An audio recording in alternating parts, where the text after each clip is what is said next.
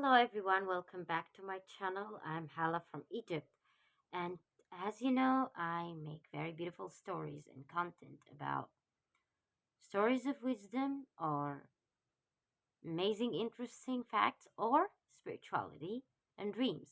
Today I'm going to talk about a very unique type of dream.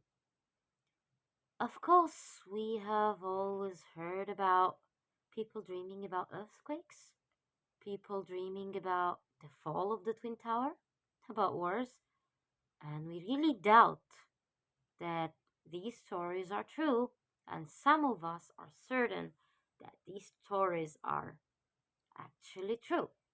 Today I'm going to tell you about a very strange dream that I had in 2015. It was Ramadan in Egypt, Cairo. I'm Egyptian. The followers of my channel know very well that I'm Egyptian. I hope you can be one. Please subscribe and like my channel. I was sitting in the reception in the living room, and I kind of had a vision, a realization that an earthquake is going to come. Of course, I didn't, think about it. I just thought about maybe it's a thought. But to my shock, after 2 days, an earthquake actually happened. I was sitting in the same place and I felt the earthquake and I was shaking. I was saying, ouch, I had this dream before. And it was not a night dream. I kind of saw it when I was awake. That's not the weirdest thing that happened to me or the weirdest thing that I have ever experienced. Because I have a friend, and I want to mention his name. He's Egyptian like me, and he was walking one day in his neighborhood and he looked at the balcony of his neighbors that he happened to know who they are, and he saw it falling down. He actually saw it. It was not a night dream.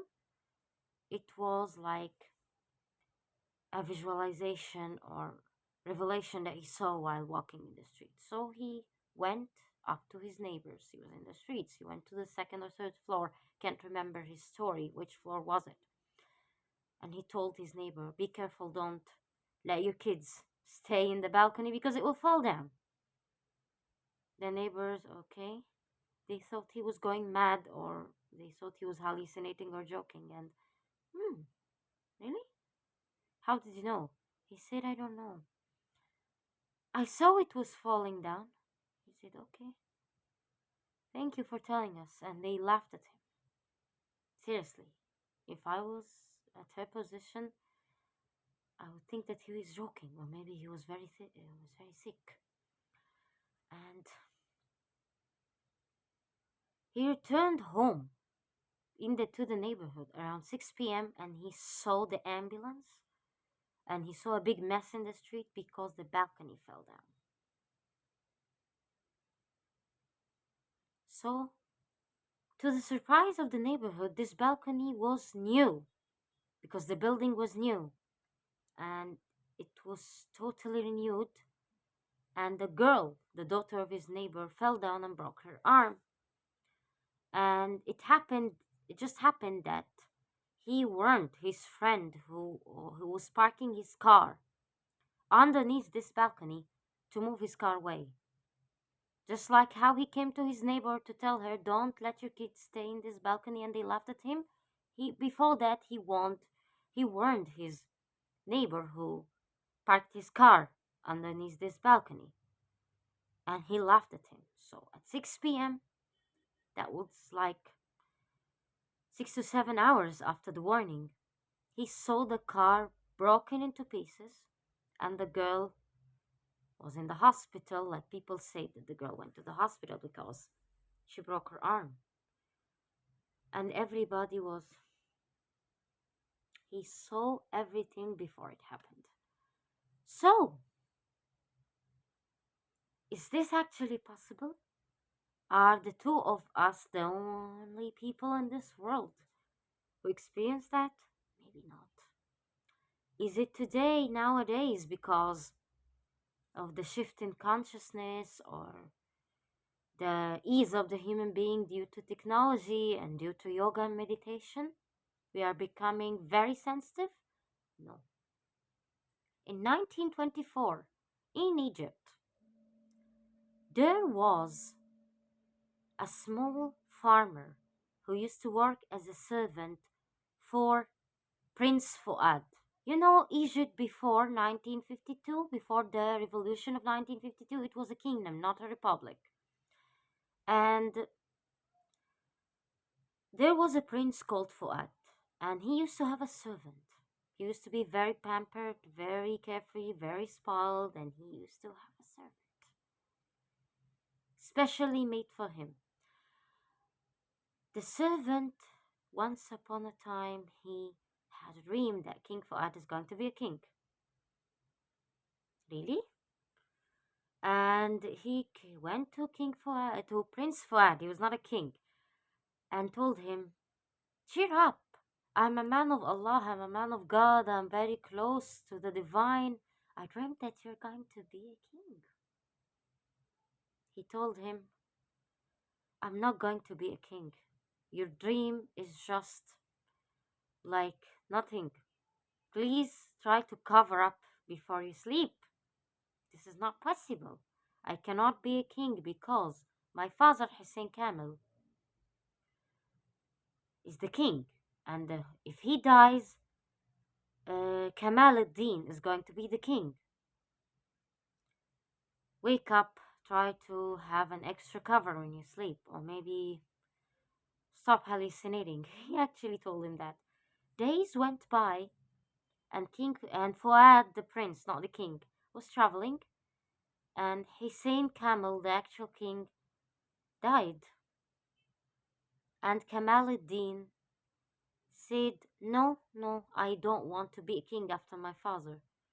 I don't like this position because everybody's making fun of this position because we are being controlled by the British. As you all know, Egypt was a British colony. And everybody is just speaking and saying that the king is nothing but the British puppet. I don't want to be a king of Egypt." So he left. Kamal ad-Din left to France. And at the time when Kamal ad-Din resigned from the position, Fuad the prince and his servant Idris, the servant was called Idris, and he was a farmer Idris. The farmer Idris or servant Idris. He was from Luxor. You all know Luxor, where the pharaonic temples are. He was traveling, and on the day where Kamal ad-Din resigned from the position, they arrived, like Prince Fuad and Fallah Idris, or farmer. The word Fallah is farmer in Arabic. Farmer Idris came from the port of Alexandria, and they didn't know about that. There was someone walking with newspaper saying, "Read, read, read! Top news, top news! Kamal ad-Din resigned." And he looked at Idris like that and he said, "No problem. There is someone else who can be a king, who is actually worthy of being the king, which is Abdul Man'am bin Khidewi Abbas." And Idris looked like that, and Fuad looked like that. And to the shock, Abdul Man'am bin Khidewi Abbas also said no for the position because the British people did not like him to be the king of Egypt.